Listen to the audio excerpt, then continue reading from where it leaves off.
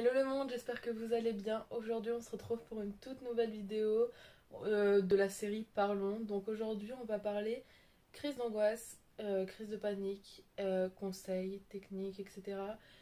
C'est une vidéo assez personnelle, un peu comme la vidéo que j'avais pu faire sur la pelade, où je vais me baser exclusivement sur mon expérience personnelle, mais également sur ce que j'ai pu voir ou enseigner, etc. Donc, je veux préciser déjà avant toute chose, avant de commencer cette vidéo, que je suis pas médecin, je suis pas psy, je suis pas psychologue, etc. Du coup, si je me trompe sur certains termes, vous pouvez me reprendre avec toute la bienveillance qui se doit, parce que ça sera pas du tout volontaire. Vraiment que cette discussion, parce que je prends ça comme une discussion, comme si t'étais ma pote, tu vois, ou mon pote, où je vais juste parler de mon expérience personnelle et essayer de donner des techniques. Cette vidéo, je veux pas. C'est pour ça que je me suis posée tranquille dans mon lit, etc. C'est que je veux pas que ce soit trop carré et tout. Ça va être un peu. Voilà, j'essaie de la structurer quand même un minimum avec un plan, mais je sais pas comment je vais partir. Vous savez très bien que je parle beaucoup et que quand je parle, ça va, etc. Le but de cette vidéo, c'est plus pour vous aider et vous dire que vous n'êtes pas seul si vous vivez des crises d'angoisse. Ou si, par exemple, vous êtes un ami ou une amie de quelqu'un qui fait des crises d'angoisse et vous voulez savoir comment faire ou comprendre en tout cas ce que la personne concernée peut ressentir. Du coup, voilà, je reprécise à nouveau, je suis pas psy, je suis pas médecin et tout. Je me base juste sur mon expérience personnelle, sur ce que j'ai pu voir, lire, entendre et ressentir tout simplement. Ça, c'est le plus important. Donc, dans un premier temps, je vais vous raconter un peu mon expérience, mes premières crises d'angoisse, comment ça se développe chez moi, etc. Mais avant toute chose, je voudrais expliquer qu'est-ce que c'est une crise d'angoisse. Donc pour ça, je vais vous lire tout simplement la définition, parce que je me suis dit, il faut que ça soit carré, net, précis pour tout le monde. Et si j'explique avec mes mots, ça va prendre 10 ans. Du coup, la définition exacte, c'est: une crise d'angoisse est un épisode imprévisible de peur intense qui déclenche des symptômes physiques violents. Elle se caractérise par une forte crise de panique associée à une impression de mort imminente et de perte de contrôle de soi. Voilà, comme ça vous savez précisément ce que c'est une crise d'angoisse dans les termes simples et précis. Maintenant, il y a une définition simple et précise, mais il faut savoir qu'une crise d'angoisse, chaque personne la vit différemment, la ressent différemment. Les symptômes restent relativement les mêmes, mais peuvent être plus ou moins violents par rapport aux personnes. Donc, dans les symptômes, il y a des tremblements, la sensation d'étouffer, la sensation qu'il y a un danger qui va arriver, que l'impression de mourir en fait, tout simplement, des nausées, des vertiges également, des tremblements, je sais pas si j'en ai parlé, de l'hyperventilation. Le cœur qui bat beaucoup plus vite. Voilà, toutes ces choses-là. Si j'ai oublié quelque chose, dites-le moi en commentaire. Donc voilà, une crise d'angoisse, crise de panique en soi, reste propre à chacun, même s'il y a un terme exact, mais reste propre à chacun. Et les solutions, les techniques pour les calmer restent aussi des fois propres à chacun, même s'il y en a des plus connus, voilà, mais ça je viendrai plus tard. Mais je trouve que c'est vachement... Bref, on va parler de tout ça. Je fais également cette vidéo parce que j'ai fait un petit sondage sur Instagram pour savoir combien de pourcents dans mon entourage pouvaient ou a vécu des crises d'angoisse, que ce soit en tant que personne extérieure ou comme personne concernée. Donc il y a 49 personnes qui ont vu ma story et 25 personnes qui ont répondu. Sur ces 25 personnes, nous avons 60% qui ont déjà vécu une crise d'angoisse. C'est énorme. C'est des chiffres qui sont pas du tout négligeables. Donc 3 votes pour non et déjà vu une crise d'angoisse, il y a 28%. Donc on voit que les gens sont soit concernés par les crises d'angoisse, soit sont spectateurs, soit bon, ils en ont entendu parler mais ils n'ont jamais été spectateurs de ça. Mais je trouve que c'est quand même des chiffres qui sont alarmants sur l'état dans lequel les gens peuvent être, que ce soit adultes ou adolescents ou etc. et même enfants. Des enfants font des crises d'angoisse. Les crises d'angoisse pour moi sont arrivées, je sais pas si je peux le situer en décembre 2015 ou en janvier 2016. Ce que je me rappelle juste, c'est que ma première crise d'angoisse, je ne savais pas ce que c'était déjà d'une, Et ça m'est arrivé pendant mon cours de français en cinquième. Je sais pas comment c'est arrivé parce que de toute façon c'est imminent, c'est quelque chose que tu ne contrôles pas. C'est arrivé d'un coup. C'était vraiment super violent, je comprenais pas du tout. Les gens ne comprenaient pas, etc. Ma prof qui était incroyable m'a fait boire un verre d'eau, a essayé de me calmer comme elle pouvait, ça a plutôt bien fonctionné. Et donc moi je savais pas du tout ce que c'était, et ma prof m'a regardé et m'a dit mais t'as fait une crise d'angoisse? Et j'étais là en mode une quoi? J'en avais déjà entendu parler évidemment, mais c'était trop violent pour que ça m'arrive à moi-même. Faut savoir que j'avais vécu des périodes pas forcément cool au collège par rapport à certaines personnes et que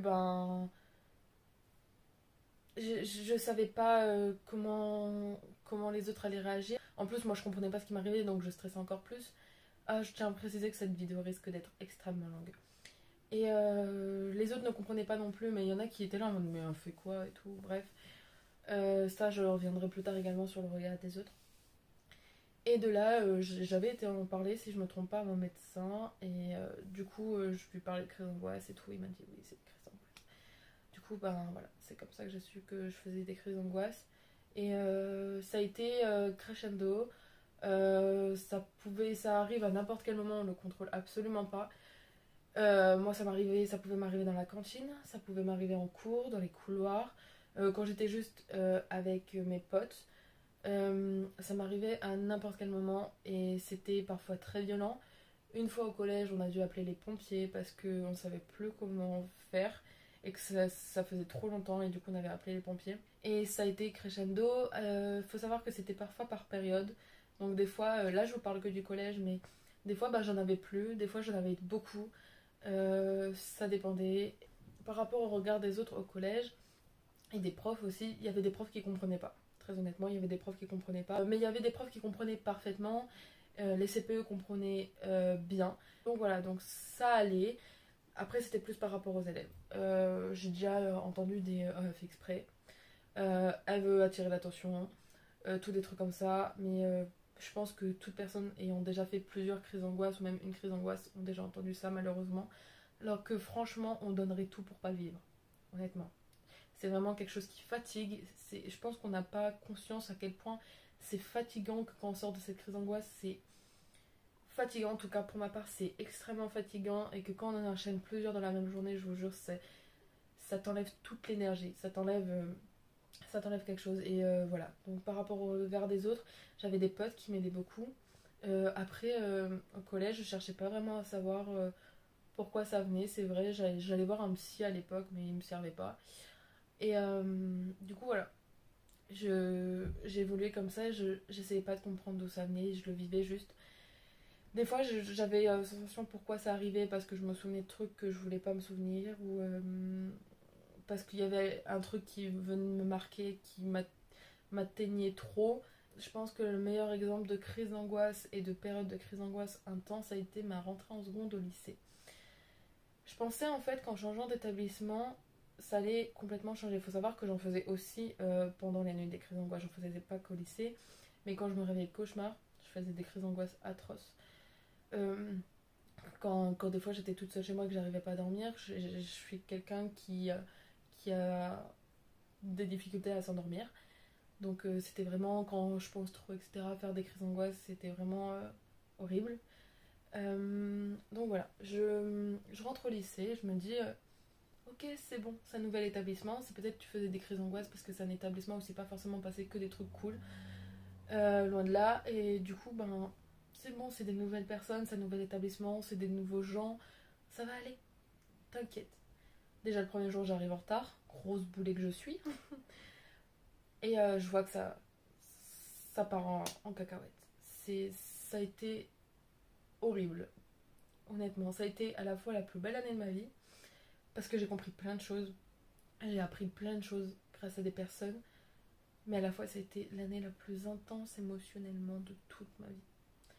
J'ai fait comme ça en crise d'angoisse, genre vraiment un pic monumental. Et là je pouvais en enchaîner 6 par jour. J'arrivais pas à aller en cours. Quand j'allais en cours, j'aimais bien aller au lycée en soi, mais j'arrivais pas à rester en cours. À nouveau, bon là, l'année là, il y a un prof qui comprenait pas. Je ne citerai pas de nom parce que ça sert à rien, mais il y a un prof qui comprenait pas, mais sinon mes autres profs étaient relativement compréhensifs. Euh, J'allais beaucoup à la vie scolaire. Du coup, je me retrouvais très souvent, tout le temps à la vie scolaire, au final. Et voilà, donc j'allais en cours, mais j'arrivais pas à tenir. Donc soit j'arrivais à me déplacer avec une amie jusqu'à la vie scolaire, ou soit c'était un surveillant qui venait me chercher, et puis je restais à la vie scolaire 1 heure, 2 heures. Voilà, des fois je passais des journées à faire comme ça, des allers-retours entre la vie scolaire et les salles de classe. Mes potes, ma classe était incroyable. Ma classe de seconde, c'est une pépite. Il y en a j'ai entendu aucune mauvaise chose, aucune sur mes crises d'angoisse. Mais il n'y a personne qui m'a jugée. Et j'avais une prof principale incroyable, vraiment incroyable. J'ai pu échanger avec quelqu'un suite à tout ça, avec qui j'ai pu me confier, discuter, etc. On m'a aussi proposé une autre chose que j'ai acceptée, que je ne connaissais pas et que je savais pas qu'il était possible. Ça s'appelle l'emploi du temps aménagé. En fait, le but de ça, c'est d'être moins en cours, mais quand t'es en cours, c'est de rester en cours. D'essayer de rester en cours en tout cas, parce que ça se contrôle pas comme ça, des crises d'angoisse, etc. Et du coup, on m'a proposé ça et on m'a enlevé toutes les matières scientifiques. Et le sport, si je me trompe pas. Ouais. Donc j'allais plus en maths, j'allais plus en physique, plus en SVT et plus en sport. Du coup, j'allais en français, en histoire, en anglais, en allemand, en espagnol, en art plat. Mais même si on a vu un peu de changement grâce à ça, c'était toujours très fort. Et après, bon, j'ai intégré l'internat et de là, j'en faisais moins. Je passais de 6 crises d'angoisse par jour à 1 ou 2. C'était déjà pas mal. Franchement, je vous jure, c'était déjà pas mal. Je peux pas nier que l'année-là, je suis vraiment tombée sur des personnes vraiment très safe, très, très cool et qui m'ont beaucoup aidée et beaucoup appris sur moi-même et à essayer de lâcher prise par rapport à tout ça.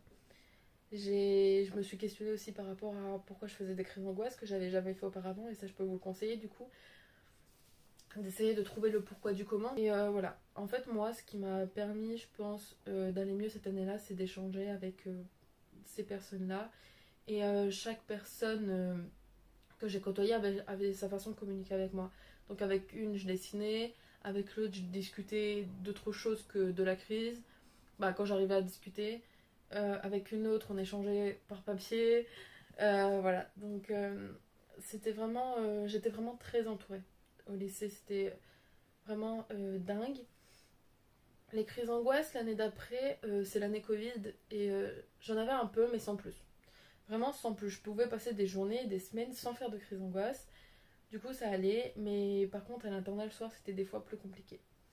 Il faut pas oublier que j'étais en internat, que c'était la nuit, à nouveau comme je le disais, j'ai du mal à dormir.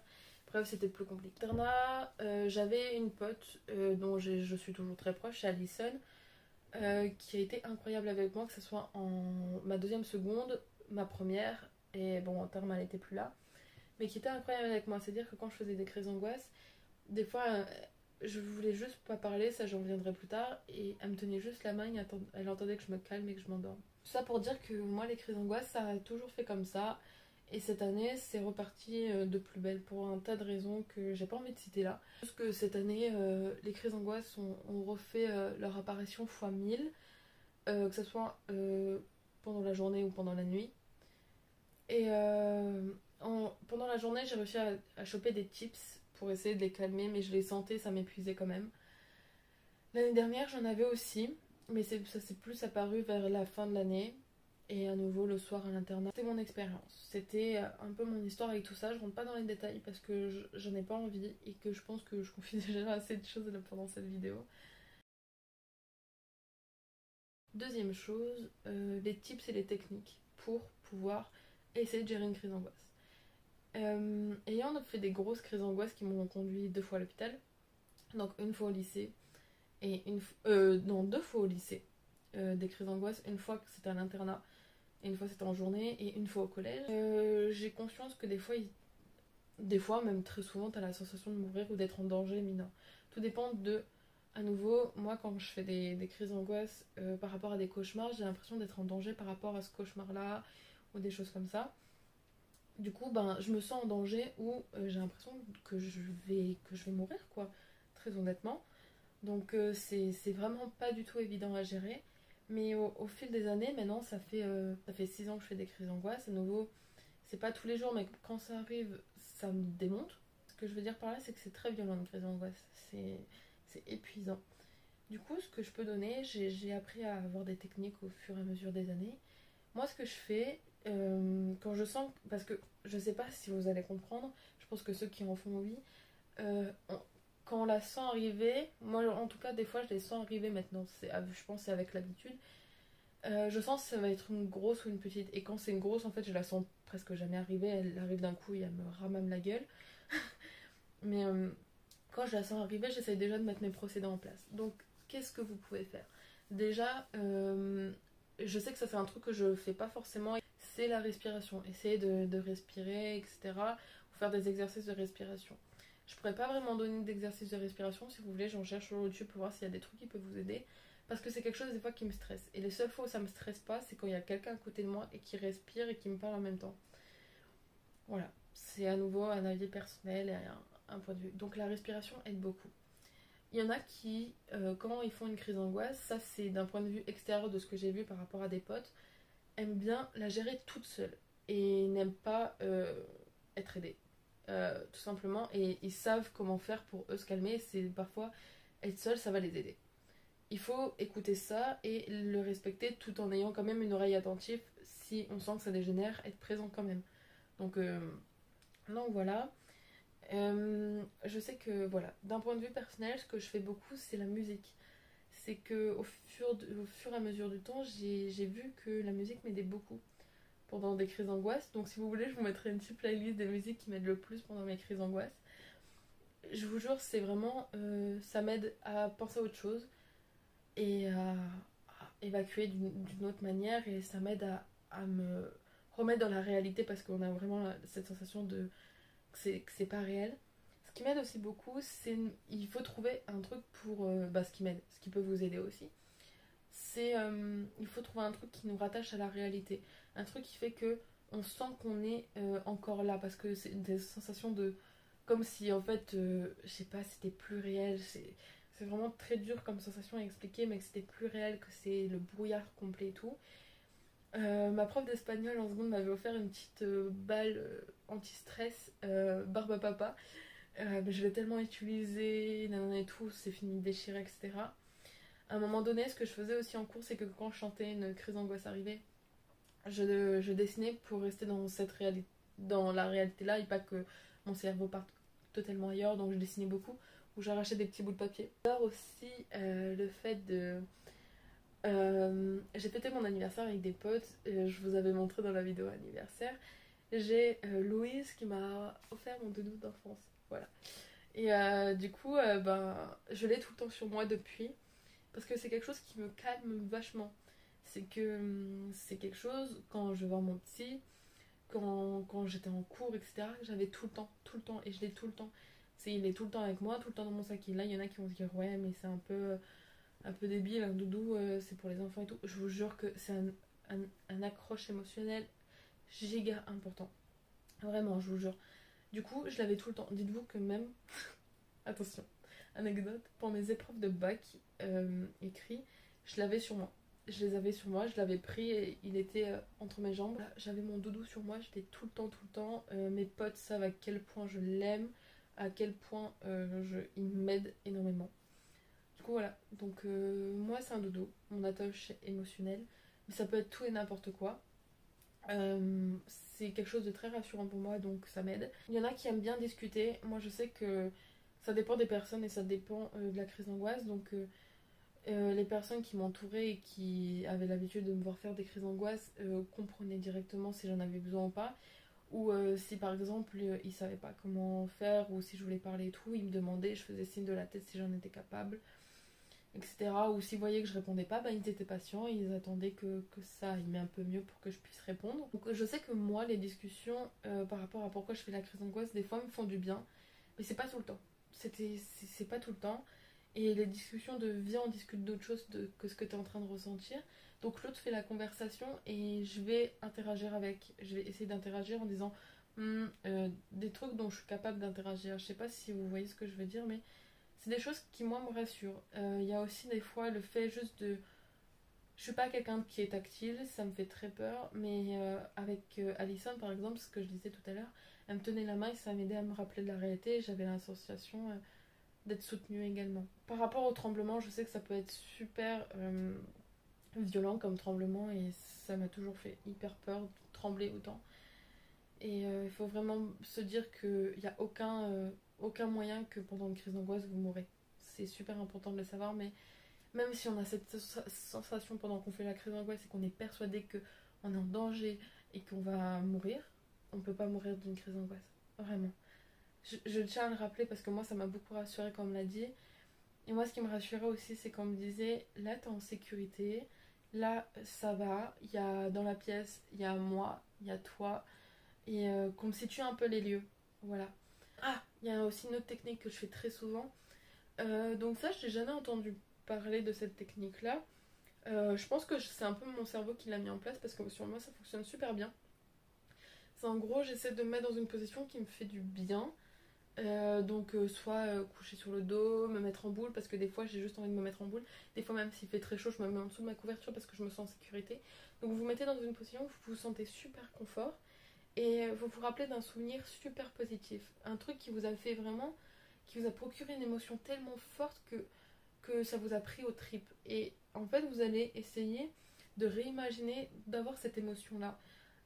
À ce moment-là, c'est un exercice super compliqué parce qu'au début, quand je le faisais, je n'y arrivais pas. C'est un exercice super compliqué mais super bénéfique parce que vous apprenez vous-même à comprendre ce que vous ressentez. Et également, ça calme les crises d'angoisse. C'est un conseil à vous donner. C'est de vous mettre genre vraiment dans un truc et des fois, ça calme de ouf. Mais si vous faites une fois une crise d'angoisse, essayez de vous mettre dans quelque chose qui vous fait du bien. Du coup, troisième chose, parce que du coup, voilà, il faut beaucoup communiquer si vous faites beaucoup de crises d'angoisse sur qu'est-ce que vous avez besoin pendant la crise d'angoisse pour que les autres puissent également vous aider. Des fois j'ai envie de régler mes crises d'angoisse seule, des fois je sais que j'en suis pas capable, donc j'appelais un peu à l'aide parce que je sentais que j'étais pas capable de gérer seule.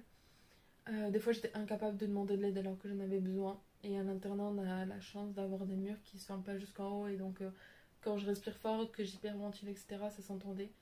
Donc mes voisines de chambre étaient incroyables, que ce soit Alison qui m'entendait, qui venait directement dans ma chambre, ou les autres qui allaient prévenir les maîtresses d'internat.